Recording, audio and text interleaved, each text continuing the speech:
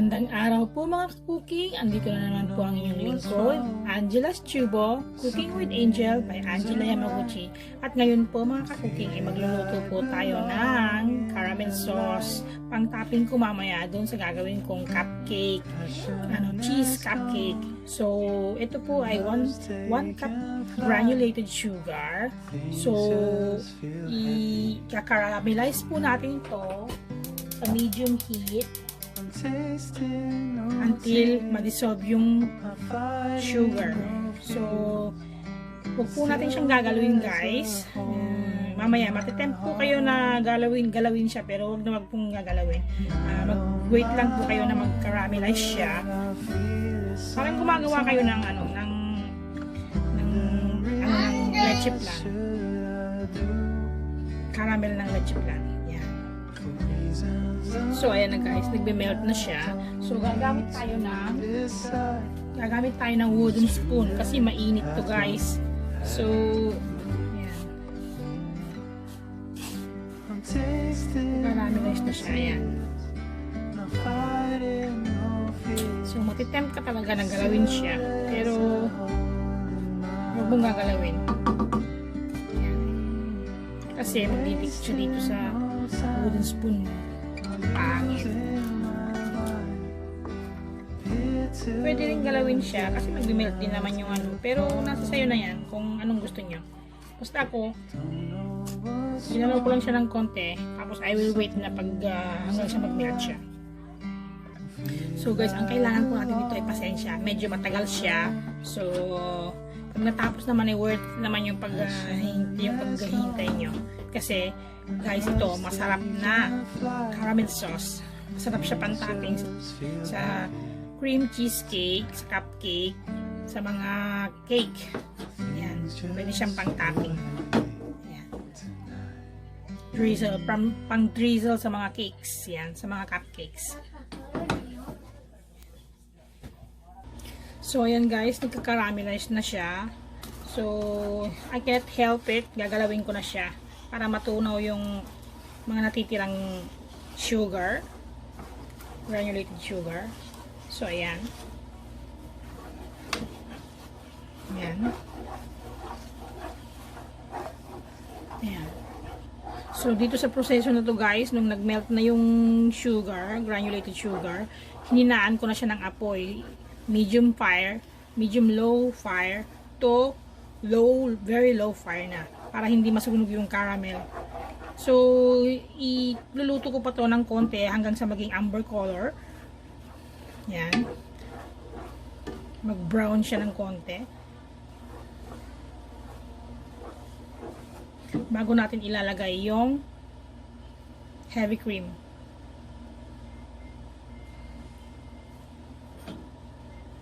So, ayan na. So nag-melt na siya guys. So, ilalagay ko na yung heavy cream. Dahan-dahan lang po kasi mainit po ito guys ha. Yan.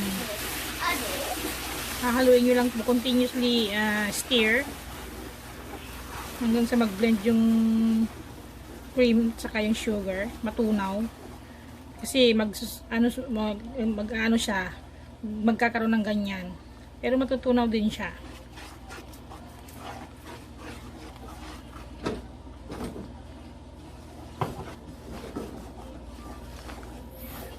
So, hahaluin nyo lang. Lulutuin pa ng konti. So, nilagay ko yung 4 tablespoon na butter guys. After nung cream. So, nakasindi pa rin yung apoy. So, lulutuin ko pa siya. Gagawin ko pa siyang, pagbabrownin ko pa siya ng konti. By the way guys, ang ginamit ko dito ay salted butter.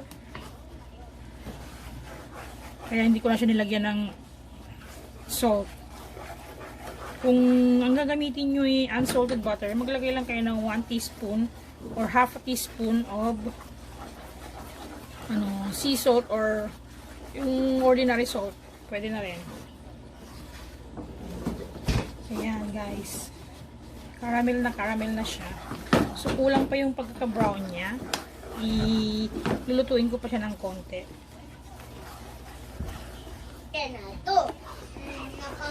So, ito na po yung caramel sauce natin guys. Malapit na maluto.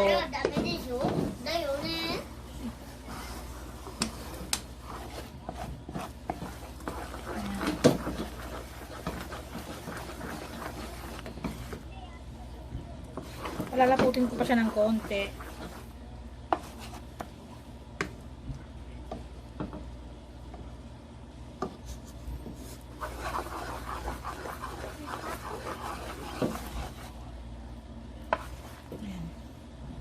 So, pwede na to sa akin guys. Kasi, pag na lamigan naman to, ilalapot siya. So, ito na. Ito na guys yung finished product natin. Yan.